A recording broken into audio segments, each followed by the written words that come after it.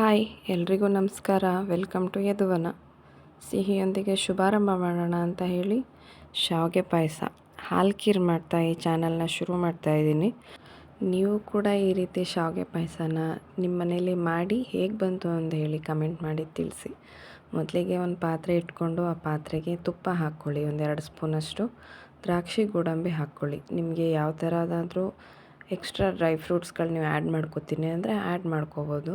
ತುಪ್ಪದಲ್ಲಿ ಚೆನ್ನಾಗಿ ಹುರ್ಕೊಳ್ಳಿ. ಒಂದು ಒಳ್ಳೆ ಕಲರ್ ಬರೋ ಥರ ಹುರ್ಕೊಳ್ಳಿ.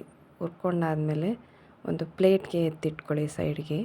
ನಿಮಗೆ ಯಾವುದೇ ಥರ ಬೇರೆ ಥರ ಡ್ರೈ ಫ್ರೂಟ್ಸ್ಗಳು ಯಾವ್ದು ಬೇಕು ಅಂದ್ರೂ ನಿಮ್ಮ ಇಷ್ಟ ಬಂದಿದ್ದು ಹಾಕೋಬೋದು. ಟೇಸ್ಟ್ ಚೆನ್ನಾಗಿ ಕೂಡ ಬರುತ್ತೆ.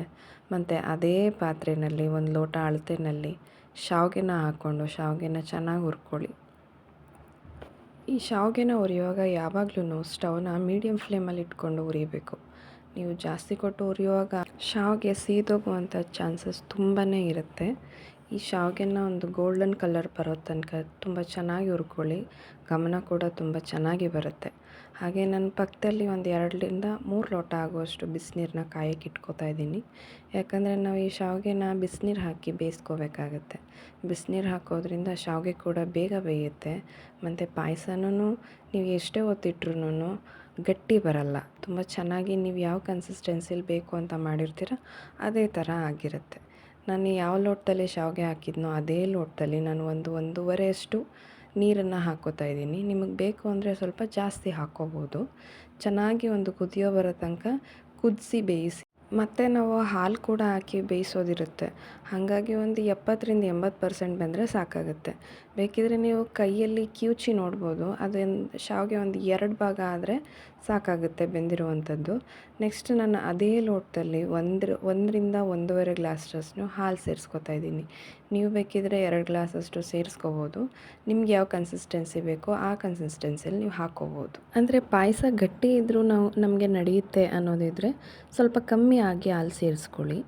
ಇಲ್ಲ ಅಂದರೆ ತೆಳುವಾಗಿದ್ರೂ ಪರವಾಗಿಲ್ಲ ಅಂತ ಅನ್ನೋದಿದ್ರೆ ಸ್ವಲ್ಪ ಜಾಸ್ತಿಯಾಗಿ ಹಾಕ್ಕೊಳ್ಳಿ. ಇಲ್ಲಿ ನಾನು ತೋರಿಸಿರೋ ಅಳತೆ ಒಂದು ಮೀಡಿಯಮಲ್ಲಿ ಬರುತ್ತೆ. ನಾನಿಲ್ಲಿ ಹಾಲನ್ನು ಕಾಯಿಸಿ ಆರಿಸ್ಕೊಂಡಿಟ್ಟಿದ್ದಂಥ ಹಾಲನ್ನು ಹಾಕ್ಕೊಂಡಿದ್ದೀನಿ. ಹಾಗಾಗಿ ತುಂಬಾ ಬೇಯಿಸುವಂಥ ಅವಶ್ಯಕತೆ ಏನಿರಲ್ಲ. 2 ನಿಮಿಷ ಅಥವಾ 3 ನಿಮಿಷ ಬೆಂದರೆ ಸಾಕಾಗುತ್ತೆ. ಯಾಕಂದರೆ ಮುಂಚೆ ನೀರು ಸಹ ಹಾಕಿ ನಾವು ಬೇಯಿಸ್ಕೊಂಡಿದ್ವಿ. ಮತ್ತು ನಾನಿಲ್ಲಿ ಸಕ್ಕರೆನ 1/4 ಲೋಟದಷ್ಟು ಹಾಕ್ಕೋತಾ ಇದ್ದೀನಿ. ಸಿಹಿಯನ್ನು ಜಾಸ್ತಿ ಇಷ್ಟಪಡೋರಿದ್ದರೆ ಇನ್ನು ಸ್ವಲ್ಪ ಜಾಸ್ತಿ ಹಾಕ್ಕೋಬೋದು. ಸಕ್ಕರೆನ ಯಾವಾಗಲೂ ಕೊನೆಯಲ್ಲೇ ಸೇರಿಸ್ಕೋಬೇಕಾಗತ್ತೆ ನಾವು. ಯಾಕಂದರೆ ಸಕ್ಕರೆನ ಮುಂಚೆನೇ ಹಾಕಿದ್ರೆ ಶಾವಿಗೆ ಬೇಯಲ್ಲ. ಹಾಗಾಗಿ ಕೊನೆಯಲ್ಲಿ ಸೇರಿಸ್ಕೊಳ್ಳಿ. ನಂತರ ಏಲಕ್ಕಿ ಪುಡಿನ ಹಾಕ್ಕೊಳ್ಳಿ. ಬೇಕಂದರೆ ನೀವು ಕೇಸರಿ ಸಹ ಹಾಕ್ಕೋಬೋದು. ನಾವು ಮುಂಚೆನೇ ಹುರಿದು ಇಟ್ಕೊಂಡಿದ್ದಂತಹ ಡ್ರೈ ಫ್ರೂಟ್ಸ್ಗಳನ್ನ ಸೇರಿಸ್ಕೊಳ್ಳಿ. ಈಗ 2 ನಿಮಿಷ ಕುದಿ ಬರೋದಕ್ಕೆ ಬಿಟ್ಬಿಡಿ. ನೀವು ಈ ಥರ ಯಾವಾಗಲೂ ಒಂದು ಅಳತೆ ಇಟ್ಕೊಂಡು ಪಾಯಸನ ಮಾಡೋದ್ರಿಂದ ತುಂಬ ಗಟ್ಟಿ ಆಯಿತು, ತುಂಬ ತೆಳು ಆಯಿತು ಅನ್ನೋ ಥರದ್ದಾಗಲಿ, ಅಥವಾ ಸಿಹಿ ಜಾಸ್ತಿ ಆಯಿತು ಅಥವಾ ಕಮ್ಮಿ ಆಯಿತು ಅನ್ನೋ ಥರದಂಥ ಯಾವುದೇ ಥರ ತೊಂದರೆಗಳು ಬರಲ್ಲ. ನೀಟಾಗಿ ಒಂದು ಅಳತೆನಲ್ಲಿ ತುಂಬ ಟೇಸ್ಟಿಯಾಗಿ ಬರುತ್ತೆ. ಈಗ ದಿಢೀರಾಗಿ ಯಾರಾದರೂ ನೆಂಟರುಗಳು ಮನೆಗೆ ಹೇಳ್ದೇ ಬಂದರು ಅಂತನ್ನುವಾಗ ಏನಾದರೂ ಸಿಹಿ ಮಾಡಬೇಕಲ್ಲ ಅಂತಂದಾಗ ಈ ಪಾಯಸವನ್ನು ತುಂಬ ಈಸಿಯಾಗಿ ಮಾಡ್ಕೋಬೋದು. ಈಗ ಪಾಯಸ ಇಷ್ಟು ಬೆಂದಿರೋದು ಸಾಕಾಗಿದೆ ಅನಿಸುತ್ತೆ. ಪಾತ್ರೆ ಲಿಡ್ನ ಕ್ಲೋಸ್ ಮಾಡಿ ಆರೋದಕ್ಕೆ ಅಂತ ಇಟ್ಬಿಡಿ. ನೀವು ಬಿಸಿನಲ್ಲೇ ಕುಡಿದ್ರೂ ತುಂಬ ಚೆನ್ನಾಗಿರುತ್ತೆ. ಆರಿದ ಮೇಲೆ ಕುಡಿಯುವಾಗ ಟೇಸ್ಟ್ ಇನ್ನೂ ಚೆನ್ನಾಗಿ ಬರುತ್ತೆ. ಮತ್ತು ಸ್ವಲ್ಪ ತೆಳು ಇದ್ದಿದ್ದು ಚೂರೇ ಚೂರು ಗಟ್ಟಿಯಾಗಿರುತ್ತೆ.